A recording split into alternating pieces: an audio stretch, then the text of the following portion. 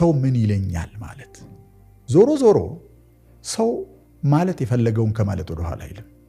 ምንም አይነት ሰው ሁን፣ ከሰማይ የወረደ መልአክ ሁን፣ ምንም አከናውን፣ ምንም ያህል ሀብት አፍራ፣ ምንም አይነት ዕውቀት አከማች፣ የትኛውም ደረጃ ድረስ፣ እነማንንም ብለጥ፣ ሰዎች ስላንተ የሚሉት የሆነ ነገር አለ። በቃ ይሄ ያሳርፍሃል ማለት ነው። ምንም አይነት ሰው ሁን፣ people have something to say about you anytime። ስለዚህ ለምንድን ነው መከራዬን ማየው? ስለዚህ ምንድን ነው ማድረግ ያለብኝ ማለት ነው? ወደዚሁ ተመልሼ ለምንድን ነው ግን እኔ ሰዎችን ምን ይሉኛል ምለው ብለህ ጠይቅ።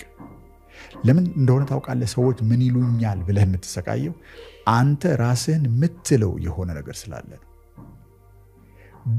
ያ ሰው ምን ይለኛል የምንለው እዚሁ እኛ ውስጥ ስለሆነ መጀመሪያ እኛ ራሳችን እኛን የሆነ ነገር እንለውና ያን ነገር ሌሎችም ሰዎች ይሰሙት ይሆን የሚል ፍርሃት ይመስለኛል ሰው ምን ይለኛል እንላለን።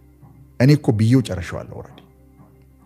እንደማይሳካልን በየሄድንበት ቦታ ሰዎች ዝቅ አድርገው እንደሚያዩን የሚሰማን ከሆነ አትጠራጠር፣ ሰዎች ያንኑ አንተ የምታስበውን ነገር መልሶ ያሳዩሃል።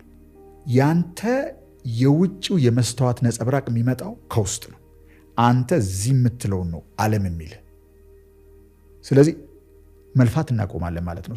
ዓለም አይደለም ለካ የሚለን እኛ ነን የምንለው መጀመሪያ።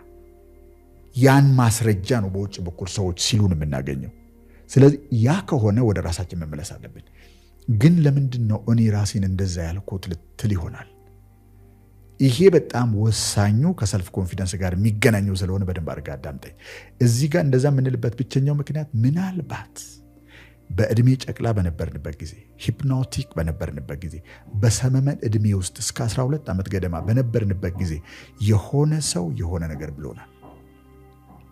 አንዳንዶቻችን ደግሞ ተከፍተን የተተውን ሰዎች አለን። አድገን ስንጨርስ ሰዎች እንደ ሪሞት ኮንትሮል የሆነ ነገር ብለው የሚያስደስቱን፣ የሆነ ነገር ብለው የሚያሳዝኑን አይነት ሆነን የተሰራን ሰዎች ደግሞ አለን።